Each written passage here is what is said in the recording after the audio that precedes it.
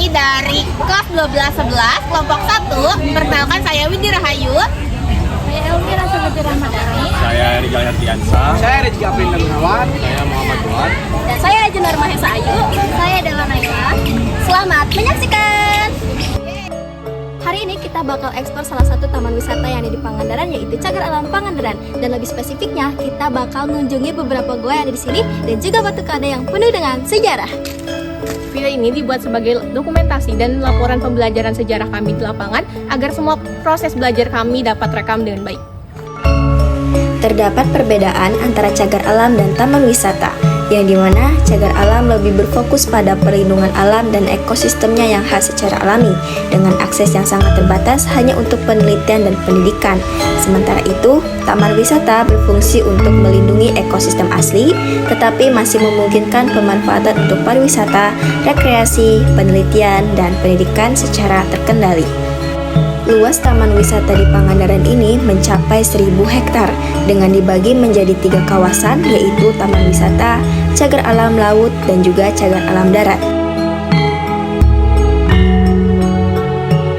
Situs pertama yang kami kunjungi yaitu Batu Kalde. Batu Kalde merupakan situs bersejarah dari Kerajaan Pananjung dan berdiri sejak abad ke-8 hingga 16 Masehi. Situs ini didirikan oleh Pangeran Anggalarang dan berfungsi sebagai pusat peralihan dari agama Hindu ke Islam. Kerajaan tersebut runtuh akibat serangan Bajo. Kalde mengacu pada keledai atau sapi jantan yang dianggap suci dalam agama Hindu. Terdapat sebuah yoni, simbol adanya perempuan yang digunakan untuk ibadah Hindu. Yoni ini berpasangan dengan lingga, tetapi sampai saat ini lingga masih belum bisa ditemukan.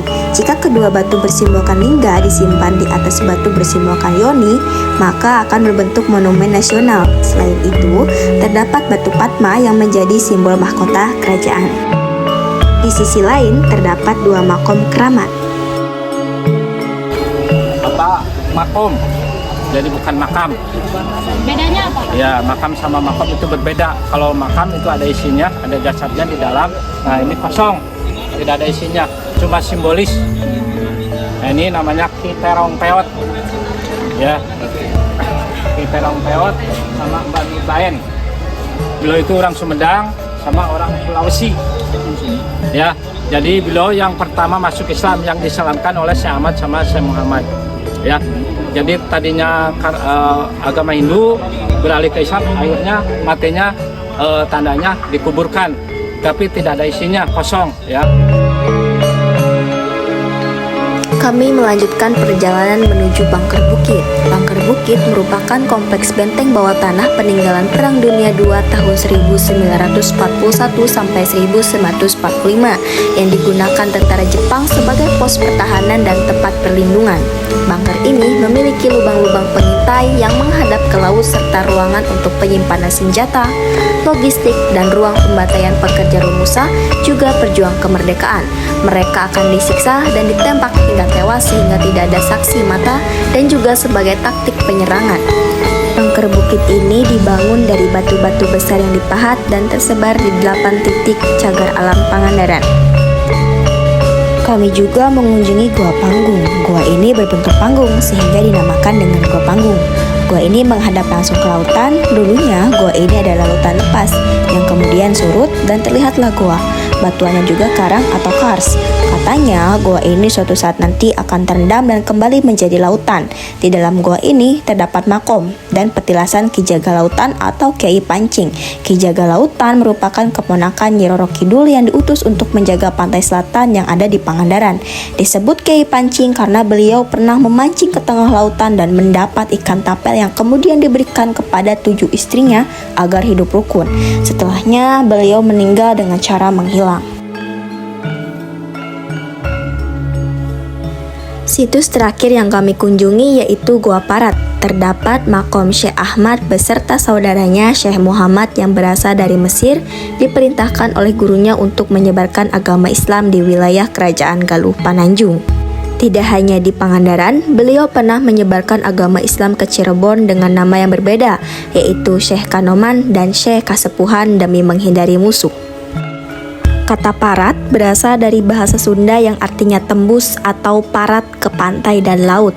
Gua ini memiliki sejarah sebagai petilasan penyebaran Islam serta tempat bersemedi.